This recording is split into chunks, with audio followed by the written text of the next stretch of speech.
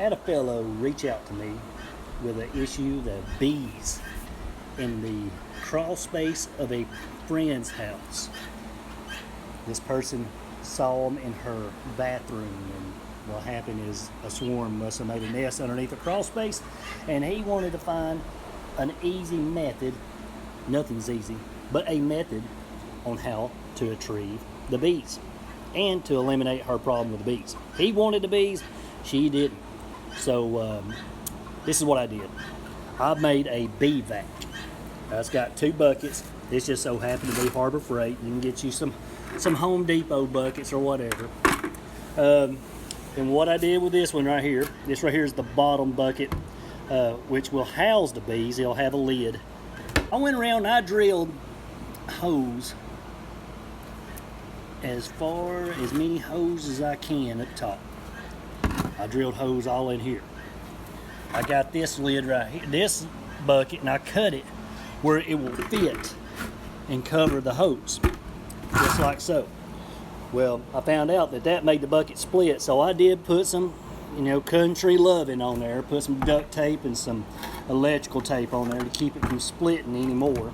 This right here will be the suction chamber, because the Homer bucket vac head will go here, and this is where it usually sucks air from. I don't want it to do that no more, so I use the part that it came with the bucket that attaches to the vacuum line, and I think this is I don't know what size that is. You'll have to figure it out. I put some duct tape or some electrical tape to make it fit snugly. A ball valve, of course. Ball valve, sorry folks, I'm doing this one-handed, goes in here, and this will adjust the amount of air that the vacuum will suck. You don't want it to have too much suction, but you don't want to have it where it ain't doing nothing. But this is where it's coming from. This is where the bees will go. I hit the off button. Bees will be trapped down here. Vacuum head's going to do the suction. It's going to go through the hose, and you can adjust the amount of air. And this is a pretty long hose I got.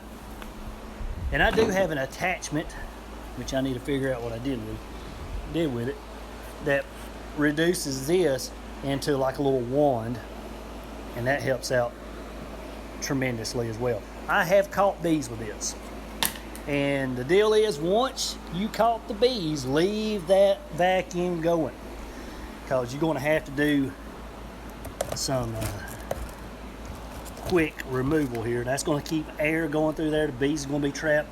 And I didn't buy, I'm a redneck, I didn't buy the 2-inch cap that goes on there, because I just didn't do it. I didn't have one. So I made one out of electrical tape and cardboard. Stick that in there.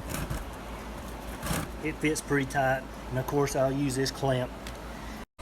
Once I got the bees in, I'll have a lid on there, which they make a food grade lid that you can unscrew the bottom. I recommend getting that, because that right there is hard to snap off, and you don't want to anger them anymore as you already have. So this right here be full of bees. Take them home, dump them in your box. So that's how I made. Now, this ain't my idea. I just had to rig it to fit me. I saw it on the internet. So, and like I said, you can get that on Amazon as well.